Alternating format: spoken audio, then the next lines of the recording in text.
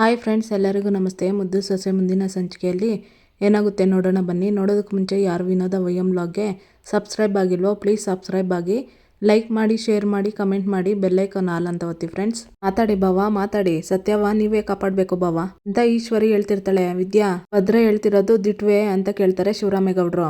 ವಿದ್ಯಾ ಬಂದು ಒಂದ್ ಸೈಡಲ್ಲಿ ನಿಂತ್ಕೊಂತಾಳೆ. ನೋಡಿದ್ರ ಬಾವ, ನೀವೇ ನೋಡಿದ್ರಿ ತಾನೆ, ಏನು ಮಾತಾಡದೆ ಸುಮ್ಕೆ ಬಂದು ನಿಂತ್ಕೊಂತಾವಳೆ ಅಂತ ಅಂದ್ರೆ ಇದಕ್ಕೇನು ಅರ್ಥ ಹೇಳಿ ಅಂತಾಳೆ ಈಶ್ವರಿ. ಇನ್ನೇ ಕೇಳ್ತಾ ಇರೋದು, ಮಾತಾಡವ್ವ ಅಂತಾರೆ ಶಿವರಾಮೇಗೌಡರು. ಹೌದು ಮಾವಯ್ಯ, ಅದೆಲ್ಲ ದಿಟನೆಯ ಅಂತ ವಿದ್ಯೆ ಹೇಳ್ತಾಳೆ. ಆಹಾ, ಲೇ ನಾನೇನೇ ನಿನ್ಗೆ ಅನ್ಯಾಯ ಮಾಡಿದ್ದೀನಿ? ನನ್ನ ಮಗ ನಿನ್ಗೇನೆ ಅನ್ಯಾಯ ಮಾಡವನೆ?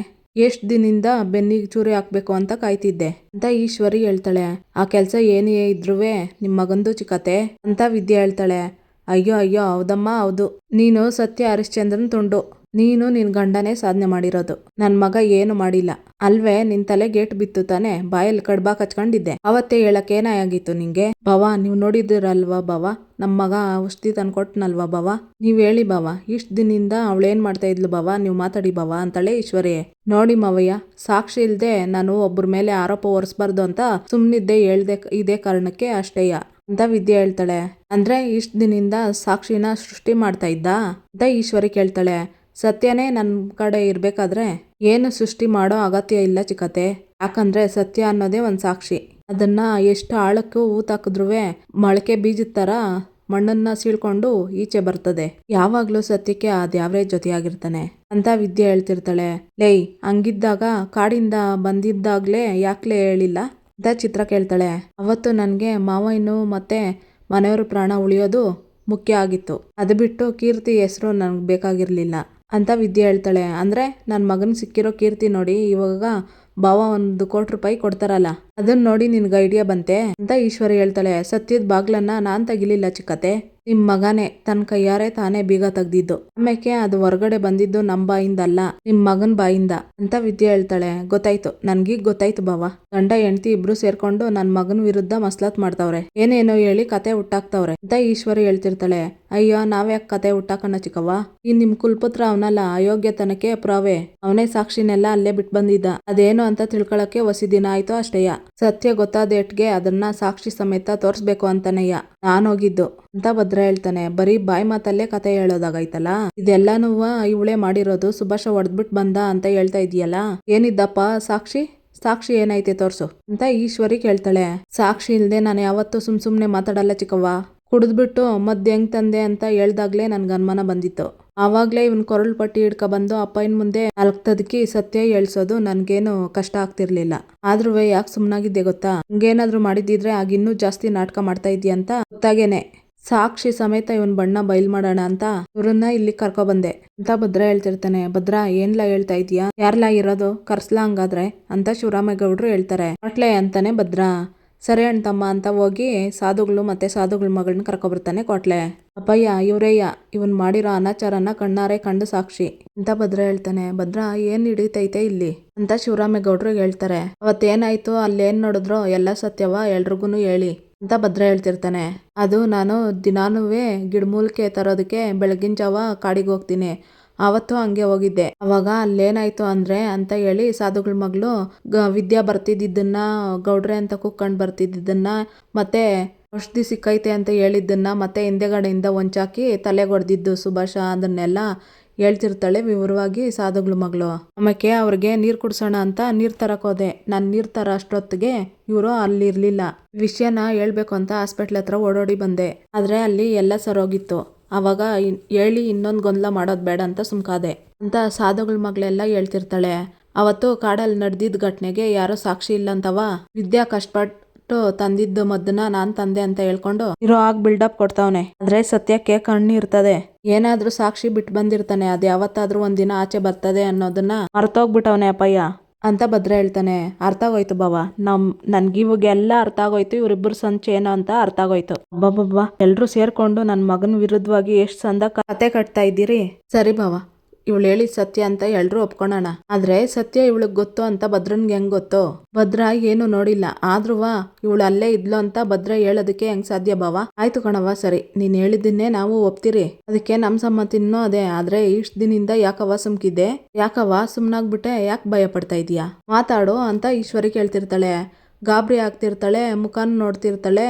ಸಾಧುಗಳ ಮುಖ, ಸಾಧುಗಳ ಮಗಳು. ನೋಡಿದ್ರ ಬಾವ, ಇದ್ರಲ್ಲಿ ಗೊತ್ತಾತಾ ಇಲ್ವಾ ಇವ್ರುಗಳು ಏನೋ ಮಸ್ಲತ್ ಮಾಡ್ಕೊಂಡು ಬಂದವ್ರೆ ಅಂತ. ಅದನ್ನ ನೇರವಾಗಿ ಹೇಳಕ್ಕಾಗ್ದೆ ಸುಭಾಷನ್ ಮದ್ವೆಯಲ್ಲಿ ಎಲ್ರ ಮುಂದೆ ಮಾನ ಕಳೀತಾವ್ರೆ. ಓಹೋ, ಕೇಳೋದ ಮರ್ತ್ಬಿಟ್ಟೆ.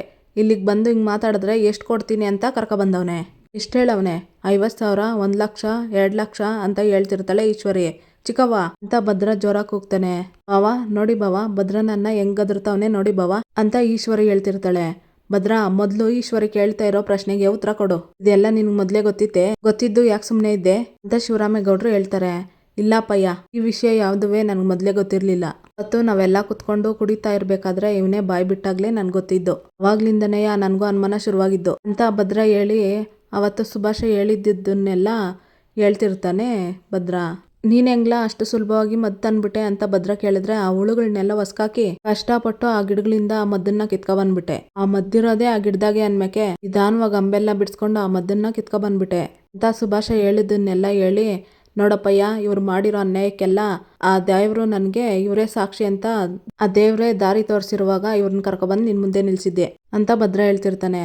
ಲೇ ಭದ್ರ, ಯಾಕ್ಲಾ ಇಂಥ ಮಸ್ಲತ್ ಮಾಡ್ತಾ ಇದ್ದೀಯಾ? ಈ ನಿಮ್ ಪಿತೂರಿಗೆ ಕೊನೆಗೆ ದೇವ್ರನ್ನೇ ಸಾಕ್ಷಿಯಾಗಿ ತಂದು ನಿಲ್ಲಿಸ್ತಾ ಇದ್ದೀಯನ್ಲಾ? ನನ್ಗೆ ಗೊತ್ತು ಕಣ್ಲಾ, ದೇವ್ರ ಬಗ್ಗೆ ಏನು ಮಾತಾಡಕ್ಕಿಲ್ಲ. ದೇವ್ರ ಹೆಸರು ಹೇಳ್ಬಿಟ್ರೆ ಎಲ್ರು ನಂಬ್ತಾರೆ ಅಂತ ತಾನೆ. ನೋಡು ಭದ್ರ, ನಿನ್ ಕತೆಯ ಇಲ್ಲಿರೋರು ಯಾರು ಬೇಕಾದ್ರೂ ನಂಬೋದು, ಆದ್ರೆ ನಾನ್ ನಂಬಕ್ಕಿಲ್ಲ.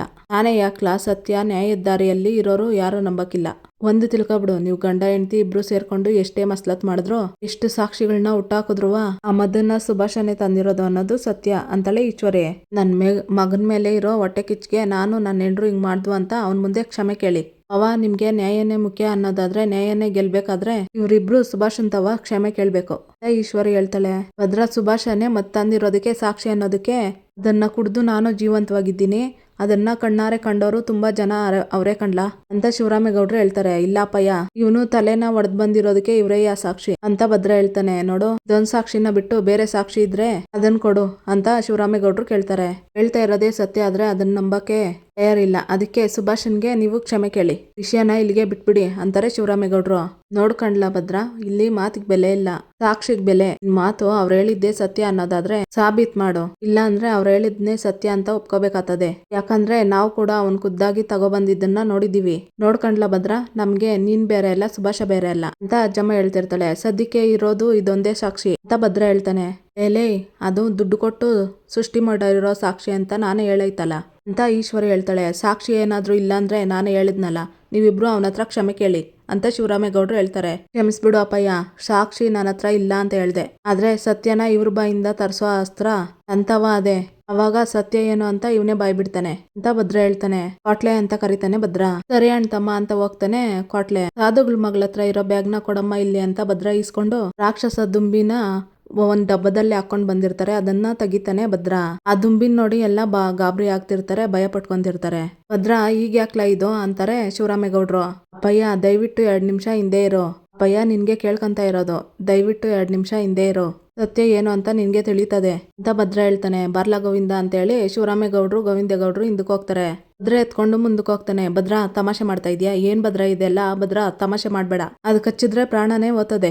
ಭದ್ರ, ಏನ್ ಮಾಡ್ತಾ ಇದೀಯಾ? ಹುಚ್ಚಿಗಿಚ್ಚಿಡ್ದೈತಾ ನಿನ್ಗೆ? ಬಾವ ಹೇಳಿ ಬಾವ ಅಂತ ಈಶ್ವರಿ ಹೇಳ್ತಿರ್ತಾಳೆ. ಭದ್ರ ಬೇಡ ನೋಡು ಅಂತಿರ್ತಾರೆ ಶಿವರಾಮೇಗೌಡರು. ಅಪ್ಪಯ್ಯ, ದಯವಿಟ್ಟು ನೀವು 2 ನಿಮಿಷ ಸುಮ್ನೆ ಇದ್ಬಿಡಿ, ಇವ್ರುಗಳು ಸತ್ಯನ ಬಾಯ್ ಬಿಡಂಗ್ ಮಾಡ್ತೀನಿ. ದಯವಿಟ್ಟು ಅಪ್ಪಯ್ಯ ಹೇಳೋದನ್ನ ಅರ್ಥ ಮಾಡ್ಕೊಳ್ಳಿ. ಸತ್ಯ ಸಾಕ್ಷಿ ಎಲ್ಲ ಕೇಳ್ತಾ ಇದ್ರಲ್ಲ, ಇವಾಗೆಲ್ಲ ಗೊತ್ತಾಗ್ತದೆ.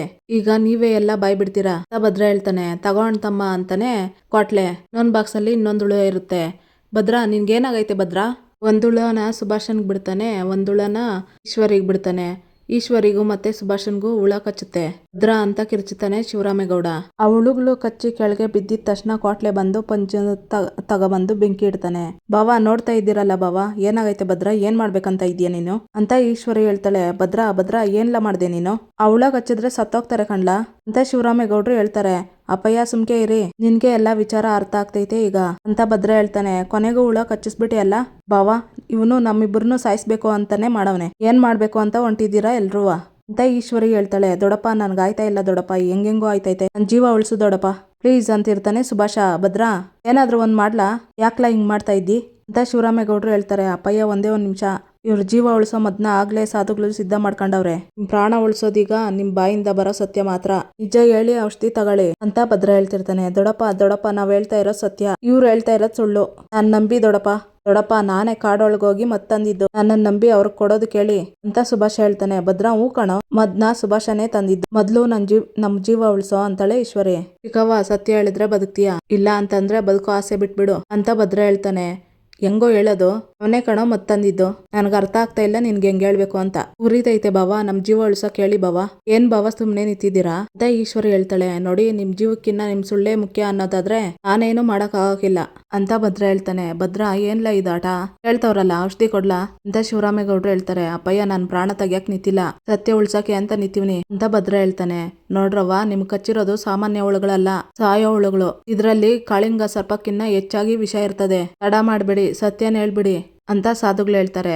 ಅಯ್ಯೋ ಅದ್ಕೆ ನಿಮ್ಗೆ ಸತ್ಯ ಗೊತ್ತಿದ್ರೆ ಹೇಳ್ಬಿಟ್ಟು ಜೀವ ಉಳಿಸ್ಕೊಳ್ಳಿ, ಜೀವ ಉಳಿದ್ರೆ ಏನ್ ಬೇಕಾದ್ರೂ ಮಾಡ್ಬೋದು ಅಂತ ಸಾವಿತ್ರಿ ಹೇಳ್ತಿರ್ತಾಳೆ.